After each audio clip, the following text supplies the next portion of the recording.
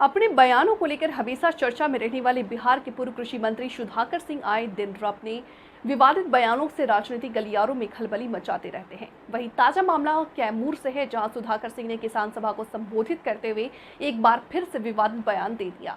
आपको बता दें कि भारतमाला परियोजना के तहत बनारस कोलकाता एक्सप्रेसवे बनाने को लेकर के भारत सरकार द्वारा कैमूर के किसान की जमीन ली जा रही है, जिसमें किसानों का आरोप है कि सरकार जमीन का उचित मूल्य नहीं दे रहा, जिसे लेकर आज दूसरी बार किसान यूनियन ने नेता राजेश टिकैत कैमूर पहुंचे।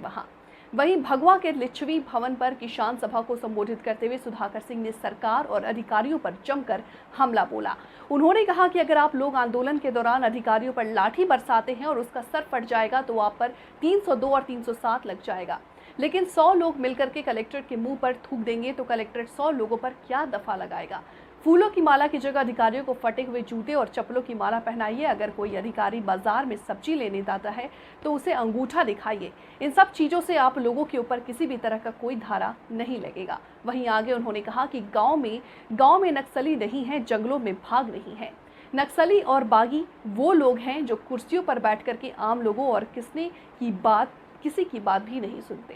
फसल पैदा करते हैं, उसका 70% 1200 रुपया क्विंटल धान बेचते हैं और 1200 रुपया क्विंटल बेचते हैं। यहाँ का व्यापारी खरीदता है और पंजाब, हरियाणा, उत्तर प्रदेश के लाल जाकर के FCI में बेचता है। वहां के ही किसानों का हक मारा जाता। कैमूर के किसान, रोहतास के किसान, बिहार के किसानों के हक तो मारे ही जाते।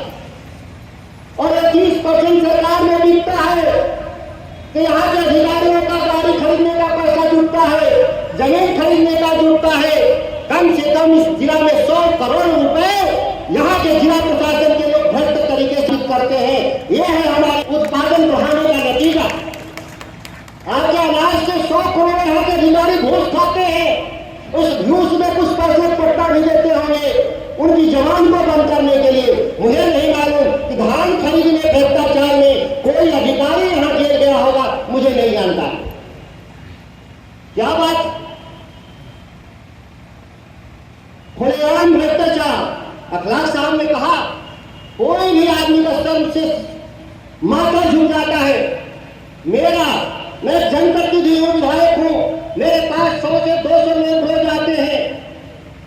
जब सुनते हैं कि अनाज जो बांटते हैं गरीब, उसमें भी पैसा, बाकी खारिज में भी पैसा, खाने पर भी पैसा, माथा सर से झुक जाता। हम ऐसी सरकार चला रहे हैं। एक कैमूर का भी सबसे बेहतर सरकार चलाने का नमूना हुआ करता था। आज भ्रष्टाचारियों का ऐशबाज के रूप में कैमूर बदल गया। यह बात छुपी हुई नहीं। किसके पास जाइएगा कहने के लिए? जब ऊपर से नीचे हमाम में नंगे लोग हों तो आप किसके पास जाइएगा?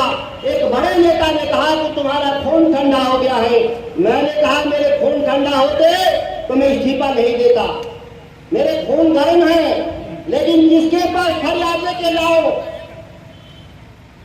जगरा पर कहली आस उगैना तो केवड़ी नवरास देहात में किसका कहा। हम इन पार्टी के नेताओं के भरोसे लड़ने की बात कर रहे थे। इसीलिए मैं बता दूं, दिनेश जी, राकेश जी कहेंगे राजनीतिक दल समाधान आपका नहीं ढूंढेंगे। इस बात को गारंटी से लिख लीजिए स्टाम्प पेपर पर। आप वोट जहां देना हो 5 साल में एक बार, मैं नहीं पूछने आऊंगा, मुझे भी आप मत दीजिएगा। कसम से मैं कह रहा हूं, मेरे कहने से मुझे भी वोट मत दीजिएगा जब तक हम काम आपका ना करें। लेकिन एक बार काम तो करा लीजिए, और बहुत ज्यादा नहीं। लाठी डंडा से डर लगता है कि सर फूट जाएगा तो 302 हो जाएगा। लोहिया ने बताया था हम लोगों को, आसान तरीका है, मुंह पे थूक दो अधिकारी का। कलेक्टर के मुंह पे 100 आदमी अगर थूक दीजिएगा तो कलेक्टर कौन दफा में जेल भेजेगा? कोई दफा लगेगा?